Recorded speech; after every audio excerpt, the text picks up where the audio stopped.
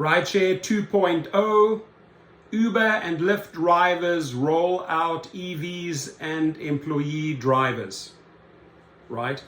So a lot of these companies are taking on a different model, but they're all gearing up to the EV market.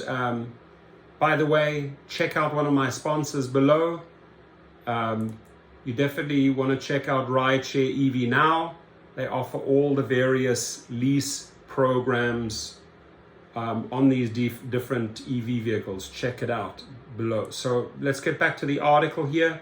Startups like Alto, Revel, and Captain are positioning themselves as Rideshare 2.0, alternatives to Uber and Lyft that use employees rather than gig workers as drivers and put fleets of company-owned cars on the road.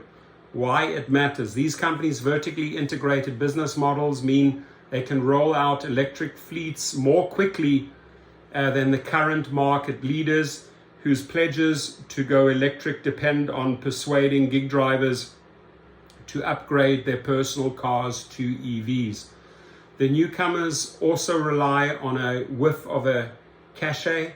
Alto, for example, which plans on all electric fleet by the end of 2023, uses a subscription model and touts 5-star vehicles plus 5-star experiences. Our drivers are employees, not contractors, which benefits them and you, Alto boasts. Driving the news.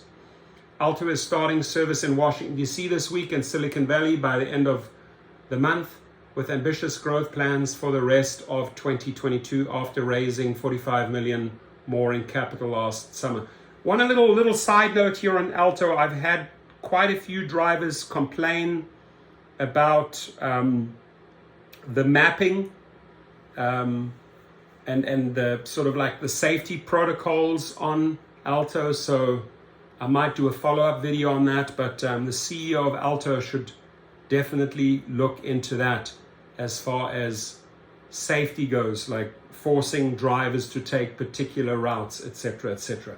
Alto currently offers rides in Los Angeles, Houston, Miami, and its hometown of Dallas.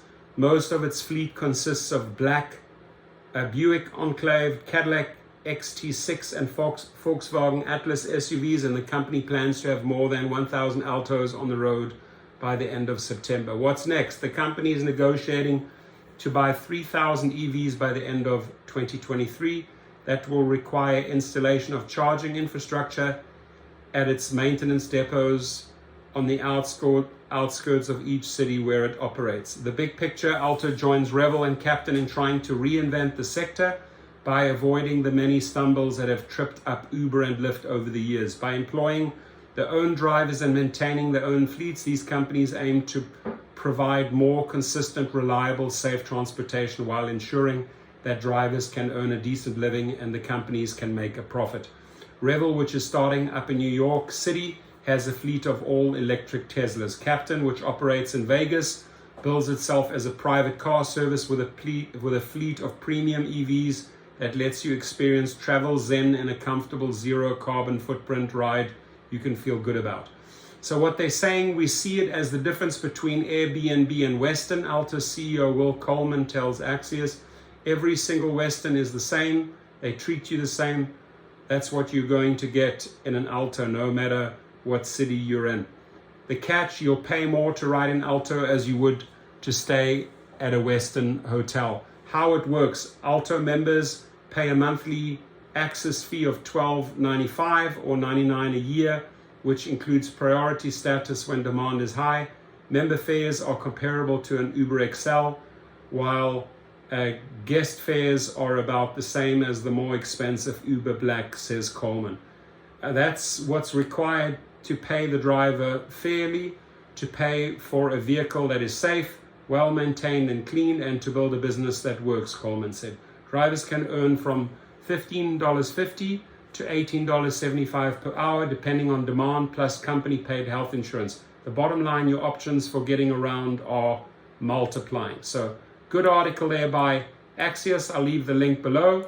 Please leave your comments. Thank you.